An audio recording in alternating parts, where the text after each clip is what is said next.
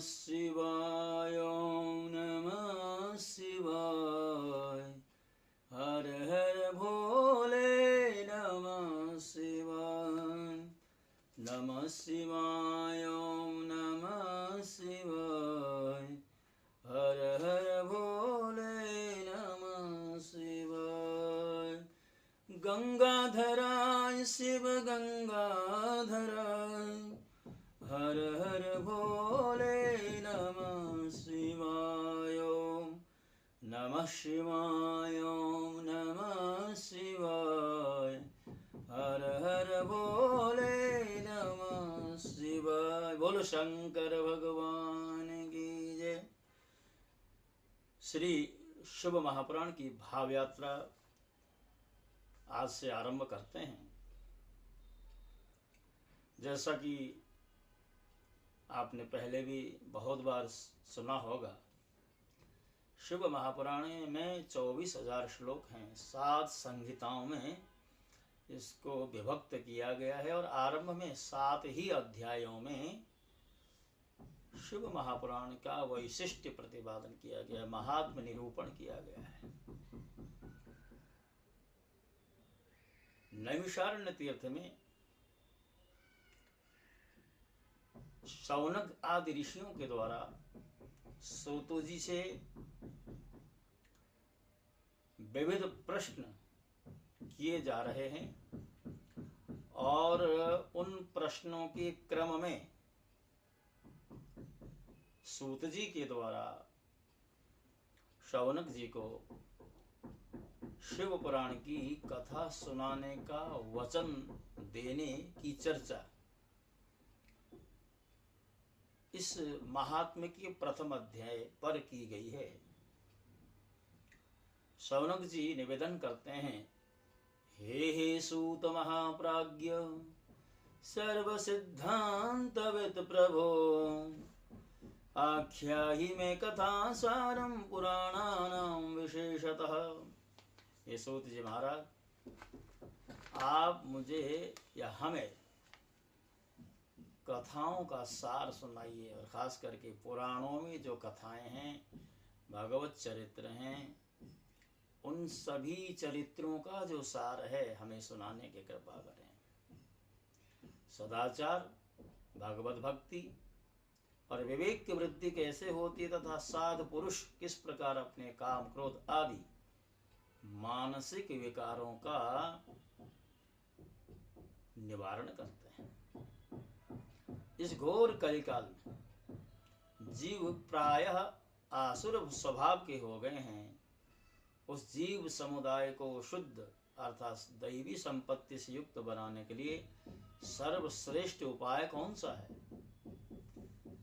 आप इस समय मुझे कोई ऐसा शाश्वत साधन बताइए जो कल्याणकारी वस्तुओं में भी सबसे उत्कृष्ट एवं परम मंगलकारी हो तथा पवित्र करने वाले उपायों में ये सर्वोत्तम पवित्र कारक उपाय एता वह साधन ऐसा हो जिसके अनुष्ठान से शीघ्र ही अंतःकरण की विशेष शुद्धि हो जाए तथा उससे निर्मल चित्त वाले पुरुष को सदा के लिए शिव की प्राप्ति हो जाए।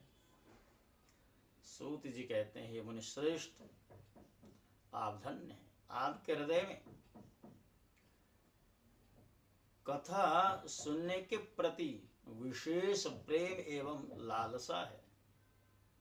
इसलिए मैं शुद्ध बुद्धि से विचार कर परम उत्तम शास्त्र का वर्णन करूंगा। हे वत्स, संपूर्ण शास्त्रों के सिद्धांत से संपन्न भक्ति आदि को बढ़ाने वाले, भगवान शिव को संतुष्ट करने वाले तथा कानों के लिए रसायन स्वरूप दिव्य पुराण का श्रवण करें। यह उत्तम शिव पुराण काल रूपी सर्प से प्राप्त होने वाले महान त्रास का नाश करने वाला है। ये मुने, पूर्व काल में शिवजी ने इसे कहा था। गुरुदेव व्यास जी ने सनत कुमार मुनि का उपदेश पाकर कलयुग के प्राणियों की कल्याण के लिए बड़े आदर से संक्षेप में इस पुराण का प्रतिपादन किया। हे मुने, विशेष रूप से कलयुग के प्राणियों की चित्त शुद्धि के लिए इस शिव पुराण के अतिरिक्त कोई अन्य साधन नहीं। हे मुने, जिस बुद्धिमान मनुष्य के पूर्व जन्म के बड़े पुण्य होते हैं, उसी महाभाग्यशाली व्यक्ति की इस पुराण में प्रीति होती है, कथा के प्रति रुचि उत्पन्न होती है। यह शिव पुराण परम उत्तम शास्त्र है। इसे इस भूतल पर भगवान शिव का वाङ्मय स्वरूप समझना चाहिए और सब प्रकार से इसका सेवन करना चाहिए। एतत् शिव पुराणं हि परमं शास्त्रमोत्तमं शिवरूपं क्षितौ गेयं सेवनीयं च सर्वथा। इसके पठन और श्रवण से शिव भक्ति पाकर श्रेष्ठतम स्थिति में पहुंचा हुआ मनुष्य शीघ्र ही शिव पद को प्राप्त कर लेता है। इसलिए संपूर्ण यत्न करके मनुष्यों ने इस पुराण के अध्ययन को अभीष्ट साधन माना है और इसका प्रेम पूर्वक श्रवण भी संपूर्ण वांछित फलों को देने वाला है। भगवान शिव के इस पुराण को सुनने से मनुष्य सब पापों से मुक्त हो जाता है तथा बड़े बड़े उत्कृष्ट भोगों का उपभोग करके अंत में शिवलोक को प्राप्त कर लेता है।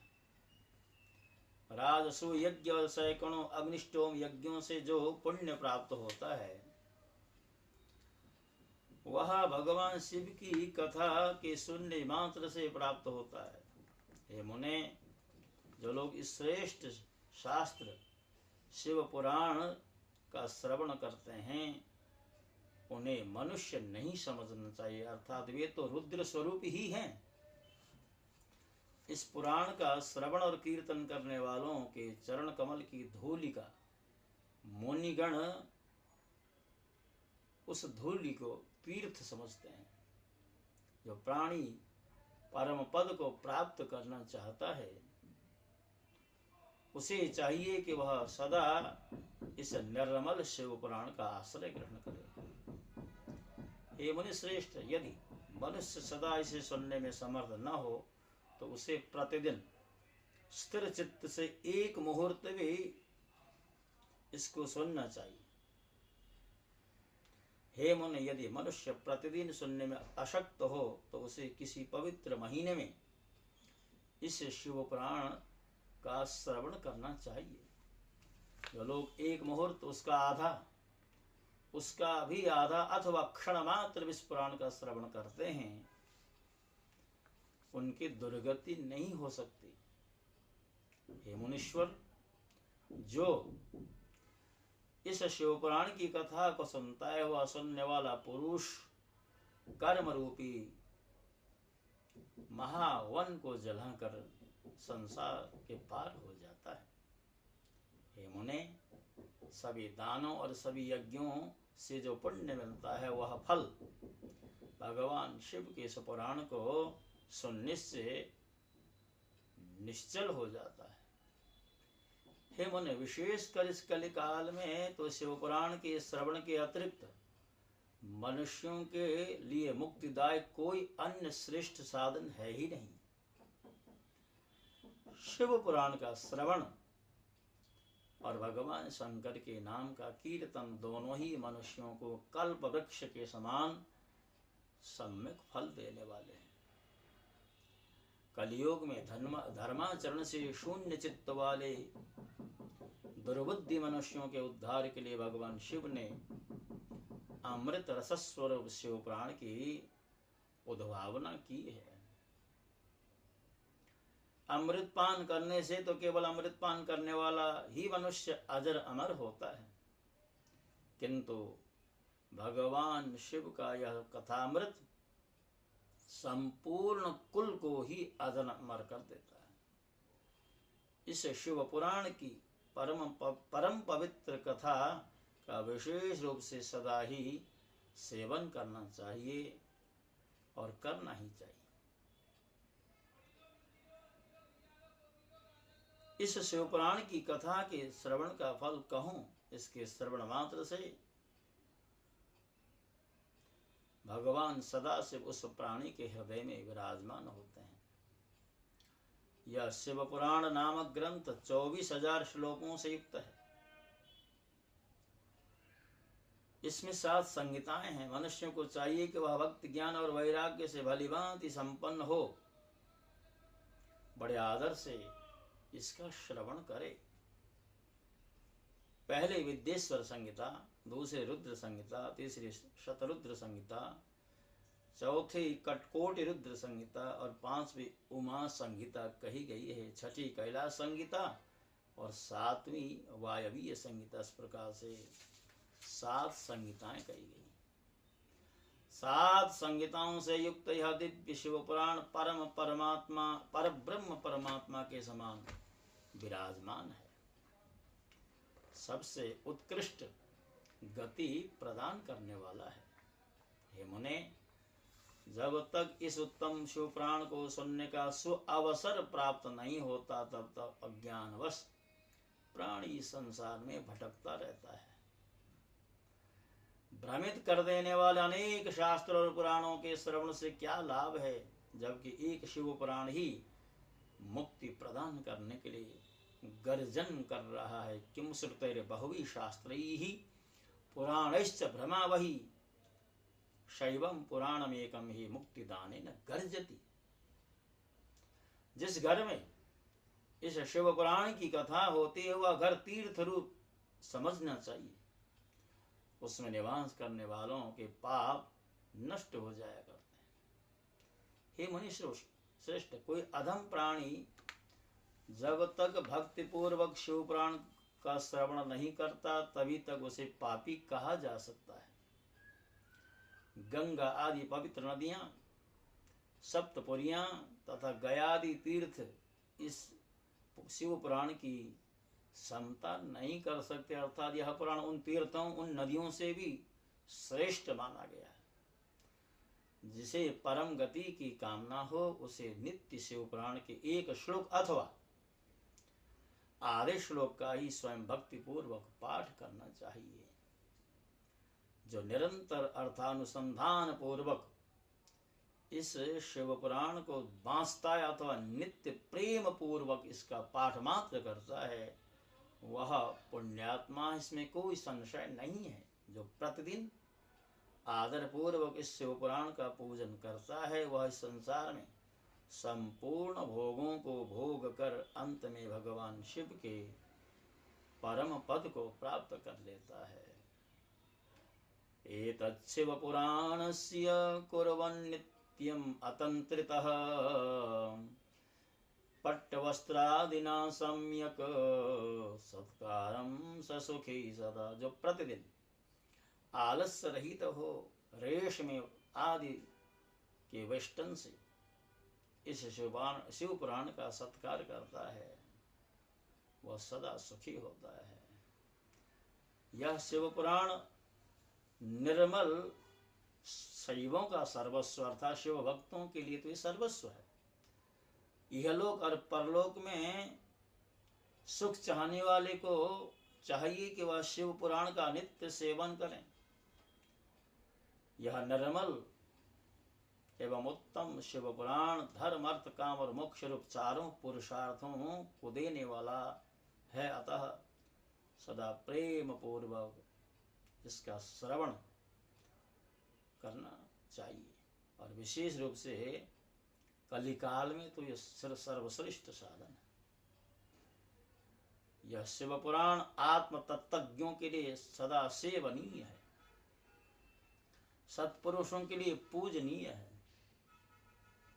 तीनों प्रकार के तापों का शमन करने वाला है। आदि दैविक, आदि भौतिक और आदि आध्यात्मिक 3 प्रकार के ताप। ब्रह्मा, विष्णु, महेश आदि देवताओं के प्राणों के समान है यह ग्रंथ। ऐसे शिव पुराण को मैं प्रसन्न चित्त से सदा वंदन करता हूँ। भगवान शंकर मुझ पर प्रसन्न हों और अपने चरण कमलों की भक्ति प्रदान करें। तो तो शिव पुराण के वैशिष्ट्य का प्रतिपादन करने वाला शिव पुराण के महात्मा का जो प्रथम अध्याय आपके समक्ष रखा गया है। यदि आपको हमारा यह सत प्रयास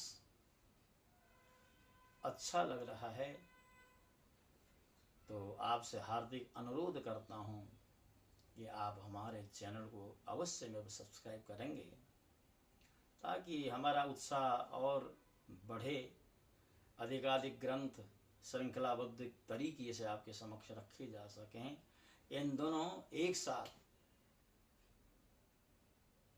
वाल्मीकि रामायण, हरिवंश पुराण और साथ ही साथ विष्णु पुराण, इनकी श्रृंखलाएं तो चल ही रही हैं। आज से हमने शिव महापुराण की श्रृंखला भी आरंभ करी है और आपसे यह अनुरोध करता हुआ कि आप हमारे चैनल को अवश्य सब्सक्राइब कर दें, वीडियो को शेयर करें और लाइक का बटन भी अवश्य ऑन कर दिया करें।